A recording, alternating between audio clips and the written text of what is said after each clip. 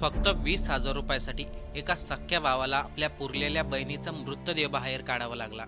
आणि या सर्वाला कारणीभूत ठरली आपली सरकारी सिस्टम. त्याचं झालं असं की आसाममध्ये राहणारा जितू मुंडा आदिवासी समाजातील जानेवारी महिन्यामध्ये जितू मुंडा यांच्या बहिणीचं निधन झालं. जितू मुंडा यांना बहिणीच्या अंत्यविधीसाठी लोकांकडून पैसे घ्यावा लागले, कर्ज घ्यावं लागलं. त्यावेळेस जितू यांना आठवलं आपल्या बहिणीने अकाउंटमध्ये काही पैसे जमा करून ठेवलेत. तेच पैसे काढण्यासाठी जितू हे बँकेमध्ये गेले. बँकेमध्ये गेल्यानंतर त्यांनी बँक अधिकाऱ्यांना सर्व काही सांगितलं.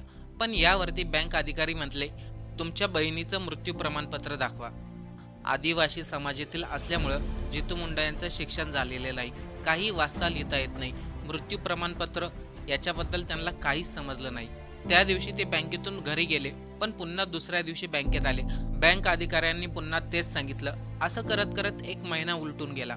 शेवटी बँक अधिकाऱ्याने जितू मुंडा यांना सांगितलं, जर तुमच्या बहिणीचं मृत्यू प्रमाणपत्र नसेल तर तुमच्या बहिणीला बँकेमध्ये घेऊन या.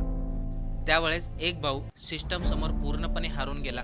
त्यांनी आपल्या पुरलेल्या बहिणीचा मृतदेह काढला आणि बँकेमध्ये घेऊन गेले. आणि त्यानंतर त्यांना त्या बहिणीच्या अकाउंटमधील पैसे देण्यात आले. पण ही फक्त एका भावाची गोष्ट नाही, तर एका सिस्टमची. सिस्टम कशा प्रकारे चालते, इथे गरिबाला न्याय मिळत नाही, इथे फक्त श्रीमंताला न्याय मिळतो.